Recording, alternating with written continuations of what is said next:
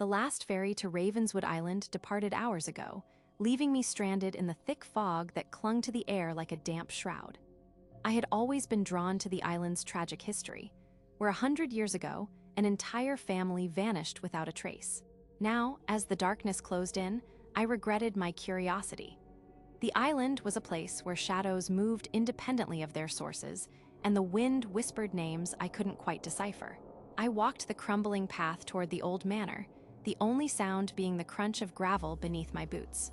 The windows of the manor were boarded up, but the door hung crookedly on its hinges, as if it had been recently disturbed. Inside, the air was heavy with rot, and the walls were streaked with something black and oily. In the dining room, I found a table set for 5, the silverware tarnished, the plates cracked.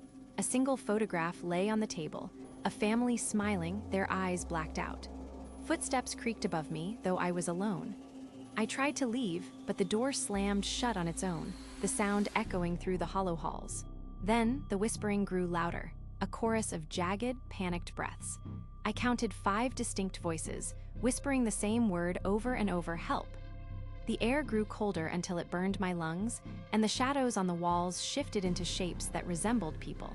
I tried to scream, but my voice caught in my throat. The whispers stopped. The silence was worse. I fumbled for my flashlight and clicked it on, but the beam only reached a few feet before it hit something solid. The walls were closing in. The room was shrinking. I stumbled forward, but every door I opened led back to the dining room. The whispers started again, closer now, urgent and pleading. I picked up the photograph, and for a moment, the blackness over their eyes flickered like wax. Their mouths opened, and the word "help" came from the picture itself. I dropped it, shattering the glass. Then, the room went dark and I was alone.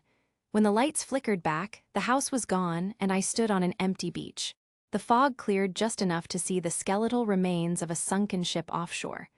I turned to leave, but the photograph was plastered to my back, the faces now screaming soundlessly. I ran, the fog swallowing everything in my wake. I didn't stop until I reached the mainland, convinced that whatever was on that island would follow. But when I turned to look back, the island was gone, as if it had never existed at all. And then I heard the whispers again, closer.